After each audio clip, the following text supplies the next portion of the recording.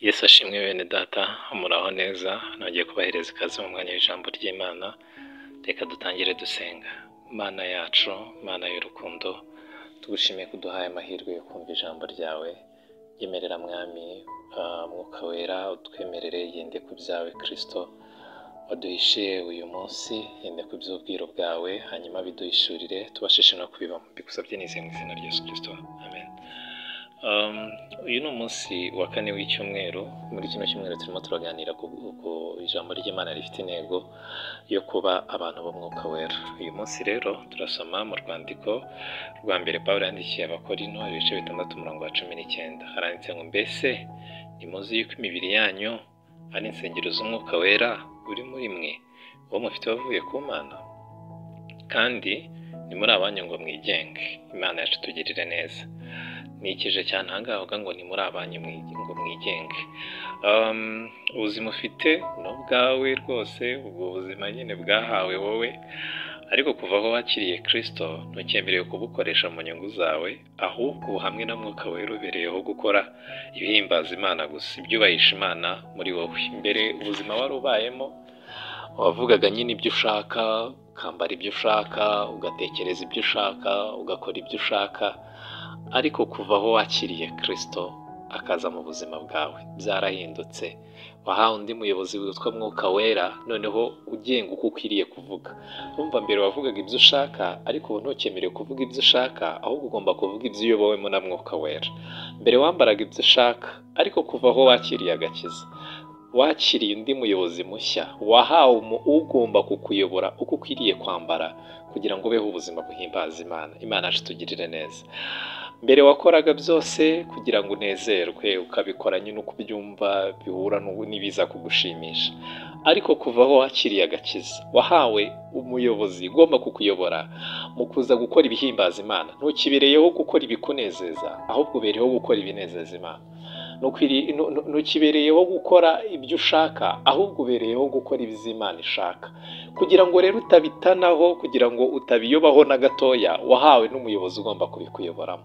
Uwo muyobozi yitwa Mwuka wera. Ntabwo bamutuje kure nk'uko abayobozi baha ku isi bo wenda abatuye nk'umuyobozi, wenda ushobora gusanga nk'umuyobozi w'umurenge wawe abatuye kure cyane y'aho wowe utuye, mbese akaza kukuyobora ariko akagenda. Twebwe rero uwo twahawe anadutuyemo, aratuyobora, akayobora intekerezo zacu, akayobora ibyo tuvuga, akayobora ibyo dukora. Twajya no kuryama aba yifuza ko n'inzozi zacu nazo aziharira.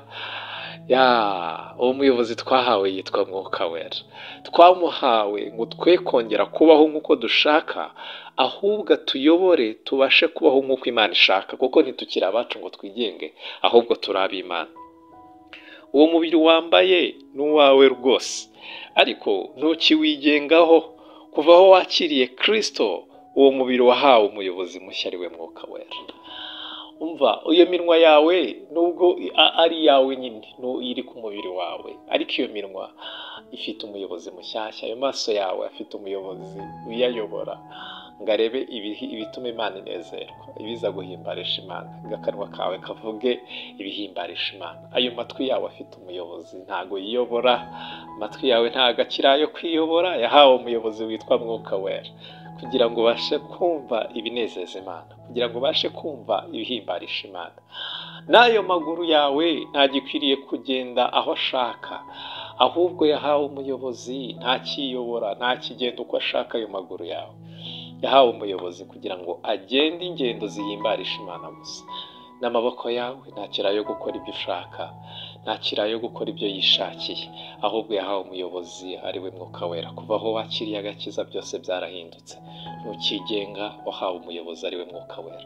Impamvu wamuhawe ni ukugira ngo ukore ibihimbarisha Imana. Kuva aho wakiriye agakiza, Mwuka wera yimuye kwimura, mbese gukuraho ubutware bwari buriho. Yimuye ubutware bwawe bwose, yimika ubutware bwa Kristo muri wowe. Ubu uwa Mwuka wera mbese yaraguhawe ngo akuyobore, ntukiri uwawe. Kuyoborwa na Mwuka wera ni byiza, ni iby'igiciro, bituma dukora ibinezeza Imana, bituma dukora ibihimbarisha Imana. Ngaho umvira Mwuka wera rero muri byose akuyobora. Ibyo kwiyobora byo bishire birangire. ubu wa mwuka wera, byakire, byemere, ahubwo itangira witoze kumwumvira. wowe wajyaga umwumvira, komerezaho, nturi uwawe ahubwo uri uwa Kristo. Kandi mwuka wera yaguhawe ngo akuyobore muri byose, uhereye ku kuntu usokoza umusatsi wawe uri hejuru ku gasongero k'umubiri wawe, kugeza ku kuntu uca inzara ziri hasi kugera mu ndiba y'umubiri wawe. Mbese uko ubayeho kuva mu gitondo kugera nimugoroba, umwuka wera yifuza kukuyobora. Ntatuye kure yawe, ahubwo agutuyemo, yagushyizwemo ngo ayobore n'iby'imbere indani muri wowe, aho abantu batareba. Wifurije kumvira ubuyobozi bwa mwuka wera. Ntukiri uwawe, uri uwa mwuka wera. Yesu Kristo aduhana umugisha.